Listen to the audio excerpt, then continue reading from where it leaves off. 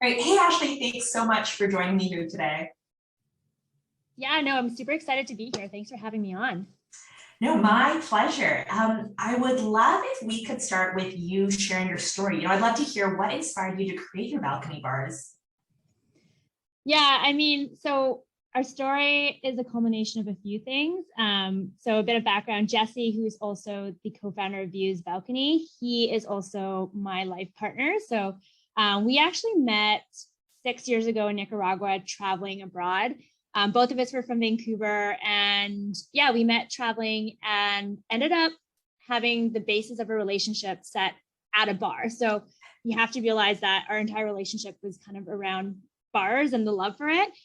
We had a really great connection. And then fast forward 6 months, both of us moved to Toronto to pursue our careers, and moved into a really small, typical downtown apartment that was 600 square foot, had a beautiful balcony, and a beautiful view, but we didn't really have a good way to outfit it that fit our personalities, the way that we wanted to host and entertain.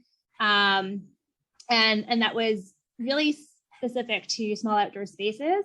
And then on top of that, since Jesse and I, met at a bar and had a really great connection there, we were always looking for different ways to be able to bring that same experience to our homes.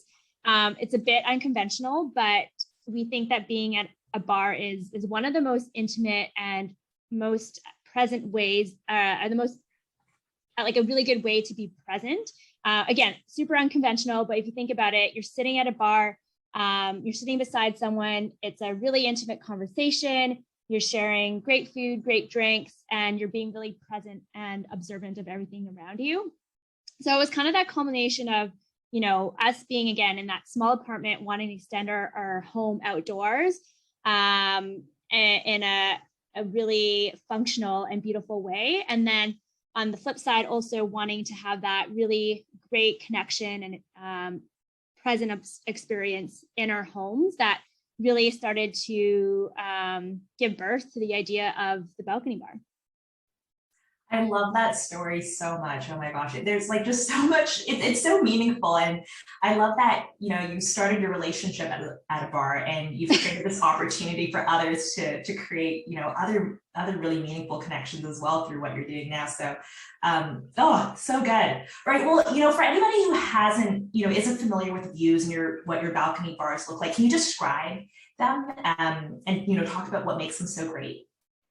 Yeah, absolutely. The balcony bar is named the balcony bar because we want it to be really easy to kind of envision. It sounds exactly, or looks exactly almost like what it sounds like. Imagine a beautiful wood bar top that fits virtually to any shape, size railing on different balconies or outdoor spaces. So it turns your balcony or your outdoor space into a bar within moments, where you can have your morning coffee, you can have happy hour, you can have date nights. It just really provides that intimate location and an atmosphere for you to connect on.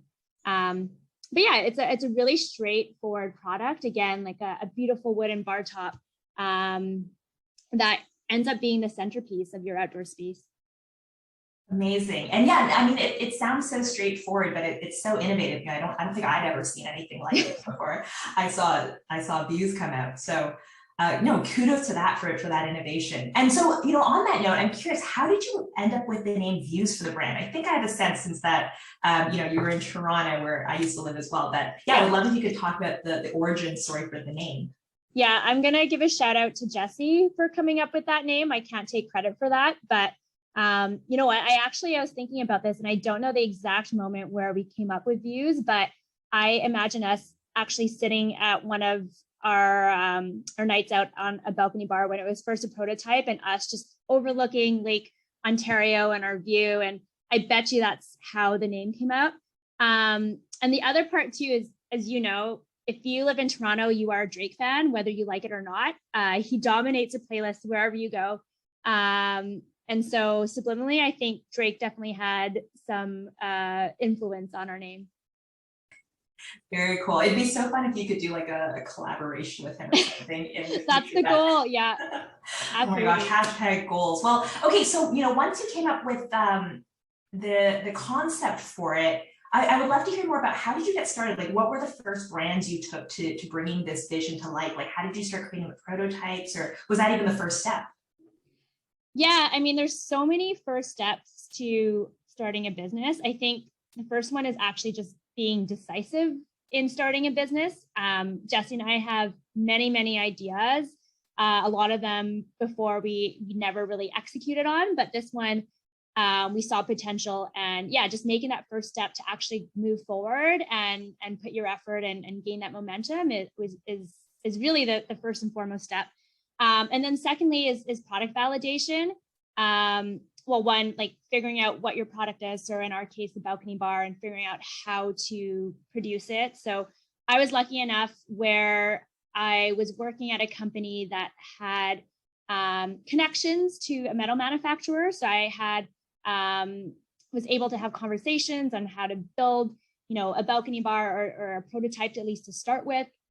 So that helped us with creating the product. But then product validation, just even understanding if people are willing to pay with their hard-earned money for your product is probably the most important thing. And that involved, tons of surveys of everyone that we knew. But a really fun story is while we were getting our first prototype, we actually signed up for a market downtown in Toronto. And so that meant we were going to be talking to thousands of people about our product without even having a product. And that ended up being the best market research for us. Like we ended up having the prototype the day before the market started. We were working till like midnight to get the displays up.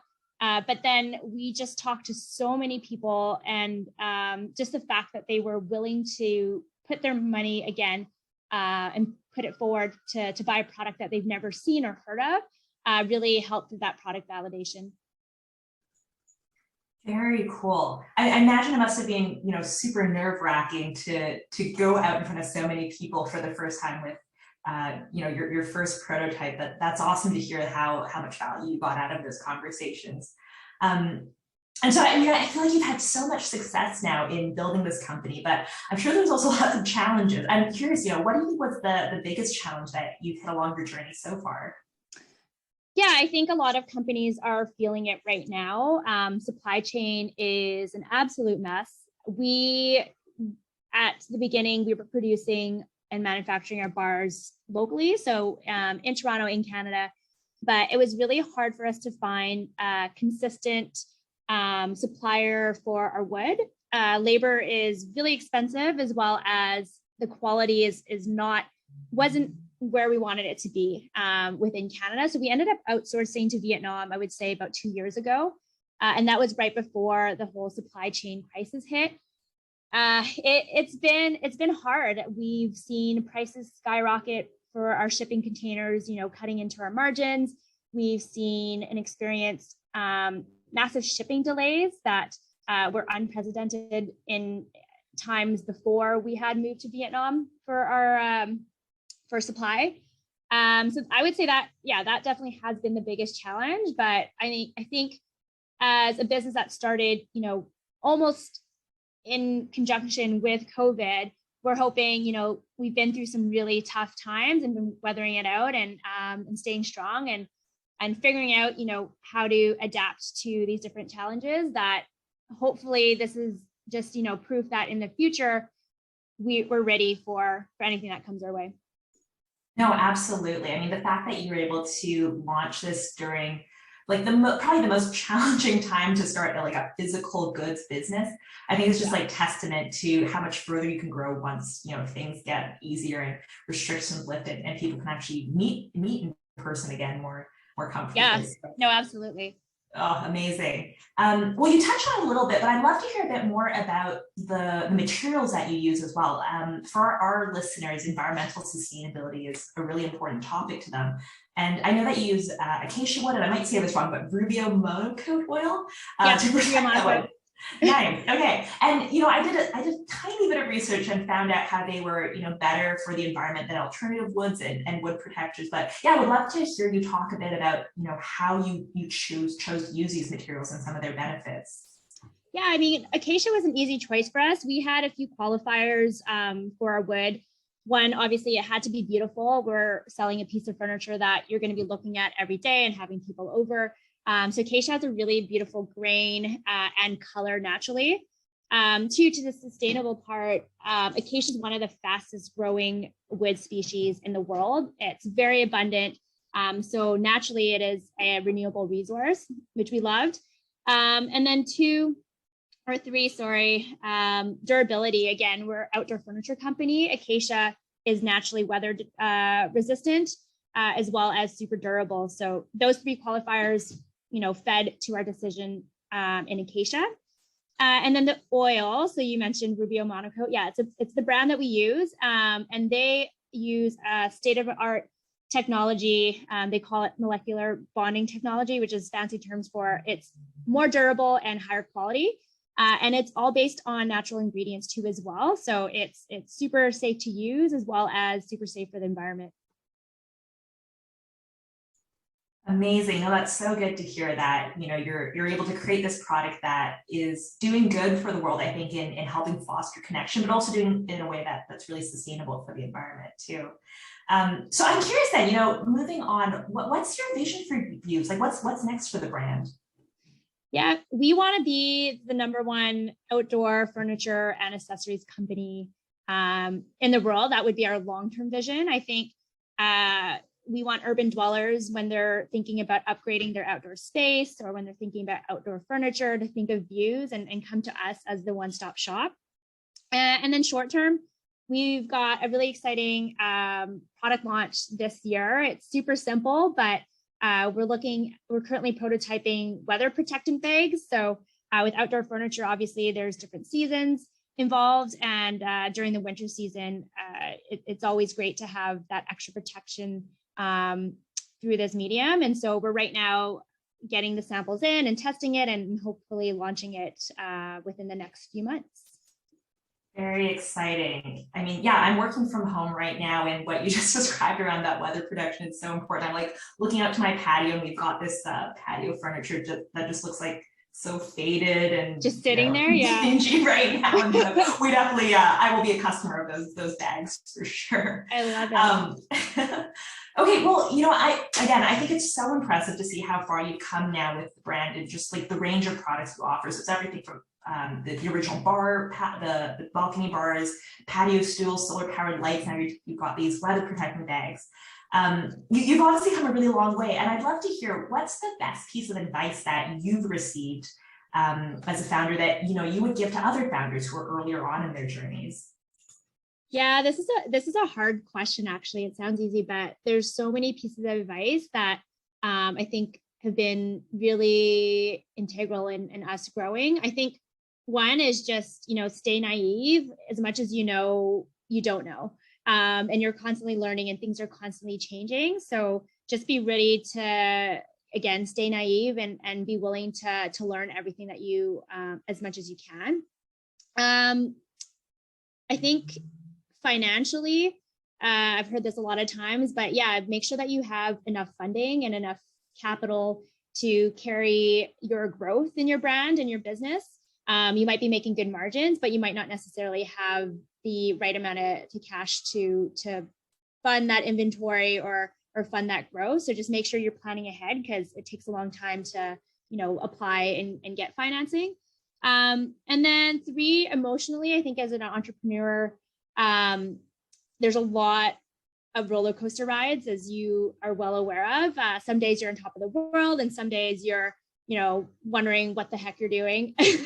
So emotionally, how I try to prepare myself is, through meditation. I know this is kind of fluffy, but it really helps, through those different states of emotion to kind of have a stable, objective view and approach to your days. So helpful. No, I really appreciate you sharing that. I think that was such a nice note to end on. Okay, well, last question then for our readers or our listeners who are interested. Where can they go find Views to learn more about your brand and products? Yeah, we made it really easy. Check us out on Instagram @Views Balcony Bar, and then on our website, www.viewsbalconybar.com. super easy. Come check us out. We'd love to have you guys on our journey. Amazing. Well, I'm super looking forward to following along on your journey and all the success that's to come. Thanks so much for being here. Thanks for having me.